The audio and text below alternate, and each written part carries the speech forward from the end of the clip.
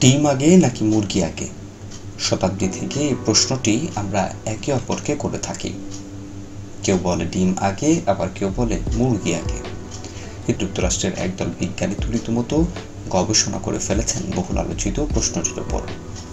চলুন আজকের ভিডিওতে জেনে নেওয়া যাক আসলে কোনটার জন্ম আগে, মুরগি নাকি ডিম।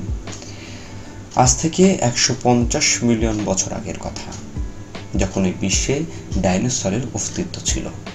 কোনো ডাইনোসর ছিল খুব ছোট, আবার কোনোটি ছিল বিশালাকায় আকৃতির। কেউ দৌড়তে পারত, তো আবার কেউ উঠতে পারত। এই সেই প্রাগৈতিহাসিক যুগ, যখন বিবর্তনের কারণে, সোজা কথায় মিলনের কারণে ডাইনোসরেরা ছোট হতে লাগে। যার প্রথম নমুনা হিসেবে আমরা লক্ষ্য করি পাখি। এই বিবর্তন কিন্তু একদিকে বা এক শ্রেণীভেদে হয় না, বিভিন্নভাবে বা বিভিন্ন সময় এই পরিবর্তনগুলো হয়।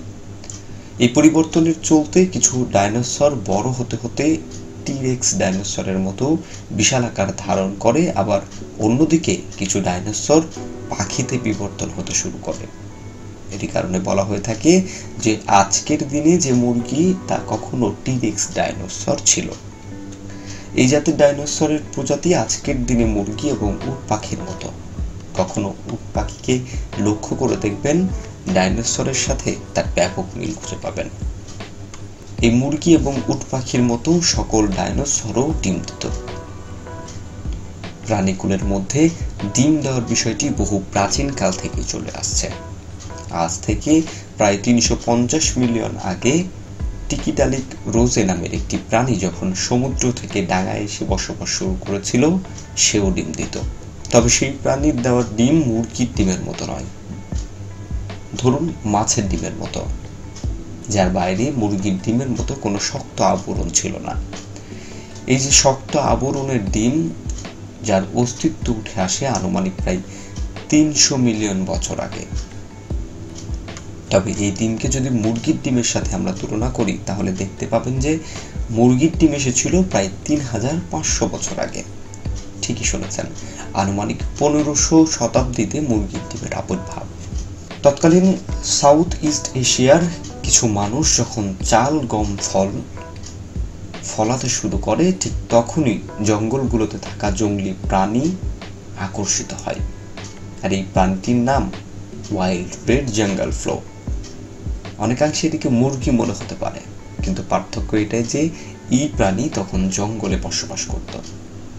যখন চাষবাসের সময় প্রাণীটি মানুষের মাঝে এসে থাকা শুরু করলো, ঠিক তখনই মানুষ প্রাণীটিকে গৃহপালিত করা শুরু করে।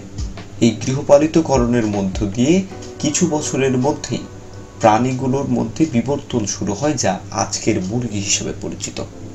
এই প্রাগৈতিহাসিক মুরগিগুলো এই এশিয়ার বিভিন্ন অঞ্চলে এখনো পাওয়া যায়, কিন্তু সাধারণ মুরগির সাথে এই প্রাণীটির কিছুটা পরিবর্তন লক্ষ্য করবেন।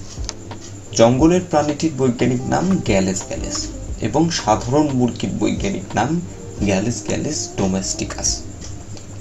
এখানে একটি পার্থক্য বেরিয়ে আসে যে মুরগির জন্ম 3500 বছর আগে এবং ডিমের জন্ম 300 মিলিয়ন বছর আগে। তাই ডিম মুরগির বহু বছর আগে আবির্ভূত হয়েছিল, কথাটি যথার্থ। এখন অবশ্যই আপনার মাথায় একটি প্রশ্ন ঘুরছে যে ডিমটা তাহলে মুরগির জন্মের এত আগে কে দিল? আসলে বিষয়টি খুবই সহজ।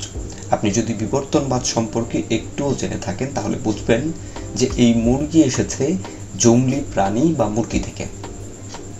আবার সেই জংলি মুরগি এসেছে কোনো ডাইনোসর বা সে প্রকারের কোনো প্রাণী থেকে।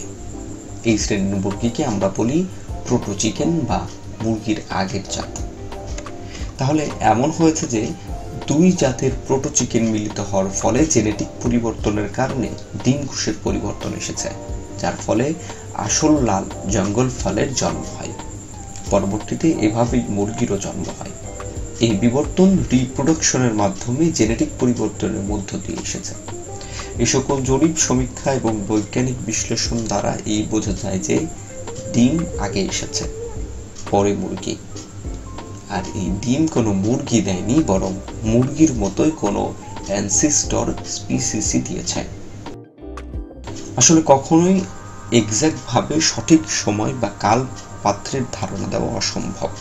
কে কখন কোথায় কিভাবে ডিম দিয়েছে, কারণ কালপাত্র এবং বিবর্তনের মাধ্যমেই এই তত্ত্ব, ভাবনা এবং গবেষণা করা হয়েছে।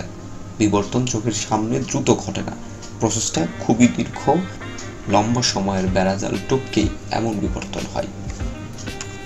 এরপরের ভিডিওতে আমরা জানবো ডিম আসলে ভেজ নাকি নন ভেজ। অপর আরেকটি ভিডিওতে জানবো আর্টিফিশিয়াল সিলেকশন কি, যার কারণে বছরে 15টা ডিম দেওয়া মুরগি আজ 300 থেকে 350টা ডিম দেয়। এছাড়াও অন্যান্য বিষয় নিয়ে জানতে আমাদের কমেন্টে থাকা কমেন্ট সেকশনে গিয়ে কমেন্ট করুন এবং কি বিষয় নিয়ে পরবর্তী ভিডিও চান সেটিও জানাতে ভুলবেন না। আজকের মতো এই পর্যন্তই। ভালো থাকবেন, সুস্থ থাকবেন, ধন্যবাদ।